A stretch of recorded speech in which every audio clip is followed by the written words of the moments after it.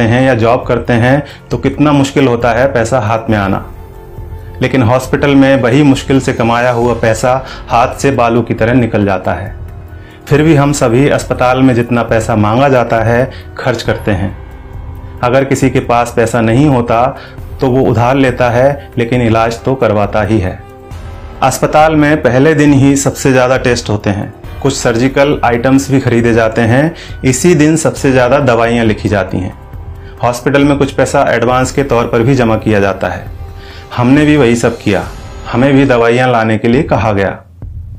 आजकल हर हॉस्पिटल का अपना मेडिकल स्टोर होता है, सो यहाँ भी था। हमने दवा ली और हमारा जो पहला बिल बना वह था 8,369 रुपये का। हमने अपनी जेब से इतने रुपए निकाले और देना चाहा तो पता चला कि हमें तो सिर्फ 4,620 रुपये ही देना है। क्या आपके साथ ऐसा कभी हुआ है कि आपने 8,300 रुपये की दवाइयाँ खरीदी हों और किसी अस्पताल ने आपको 4,600 रुपये ही लिए हों? शायद नहीं।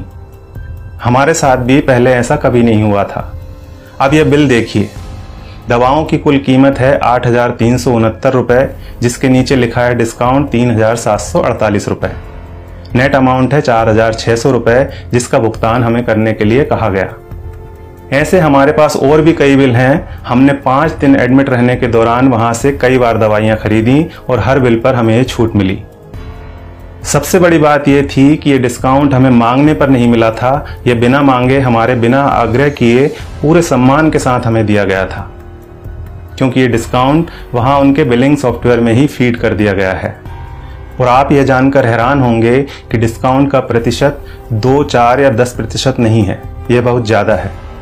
कुछ सर्जिकल और इंजेक्टेबल में डिस्काउंट 91% यानी 91% तक है, और जितने भी पेशेंट वहां एडमिट हैं सबको इसका लाभ मिल रहा है। अब आपके मन में सवाल उठ रहा होगा कि ऐसा क्यों? हम भी यही सोच रहे थे कि आखिर ऐसा क्यों। तो हमने डॉक्टर साहब से सीधे पूछ लिया, क्योंकि इसका जवाब तो वही दे सकते थे।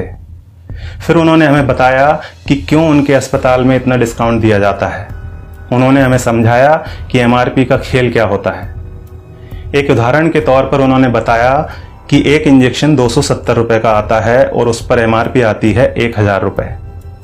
उन्होंने कहा कि मेरा मन नहीं माना कि मैं 270 रुपये का वह इंजेक्शन अपने पेशेंट को 1,000 रुपये में बेच दूं। मैं डॉक्टर हूं, मुझे अपनी फीस और मेरे हॉस्पिटल की दूसरी सेवाओं का चार्ज मरीज से लेना है। 270 रुपये का इंजेक्शन 1,000 में नहीं बेचना। ये बात तो हुई डॉक्टर संजय कुमार के नैतिक मूल्यों की। अब यहाँ सवाल ये है कि दूसरे ज़्यादातर अस्पतालों के मालिकों ने क्या अपना ज़मीर बेच दिया है? बेबी गैस्ट्रो केयर अस्पताल के डॉक्टर संजय कुमार की तरह ये क्यों नहीं कहते कि हमें भी अपनी सर्विसेज का पैसा ही मरीज से लेना है? वे क्यों नहीं कहते कि 270 रुपये का इंजेक्शन 1,000 में हम नहीं बेचेंगे? दूसरा सवाल यह है कि आखिर दवा कंपनियों द्वारा इतनी एमआरपी लिखी ही क्यों जा रही है? इनको किसने अधिकार दिया है दवाओं पर इतनी ज़्यादा एमआरपी लिखने का? और आखिर में सबसे बड़ा सवाल यह है कि हमारी सरकार, हमारा स्वास्थ्य विभाग, हमारे प्रधानमंत्री और स्वास्थ्य मंत्री क्या कर रहे हैं? वे इस बात का संज्ञान क्यों नहीं लेते? क्या दवा कंपनियों द्वारा लिखी जा रही एमआरपी पर अंकुश लगाना नोटबंदी या धारा 370 हटाने से ज़्यादा कठिन काम है? क्या इसे व्यवहार में लाना जीएसटी लागू करने से ज़्यादा मुश्किल है? अगर नहीं तो फिर क्यों दवा कंपनियों को इतनी छूट दे रखी है? उन्हें इस बात को संज्ञान में लेना ही चाहिए और जल्दी से जल्दी एमआरपी पर अंकुश लगाना चाहिए। जब तक ऐसा नहीं होता है तब तक आपको और हमें अपनी आवाज़ उठानी ही पड़ेगी, और ये इतना मुश्किल भी नहीं है। हम सबको बस इतना करना है कि अगर 270 रुपये का इंजेक्शन हमें 1,000 रुपये में दिया जा रहा है तो हमें कहना है भैया 300 लगा लो, चलो भैया 400 ले लेना।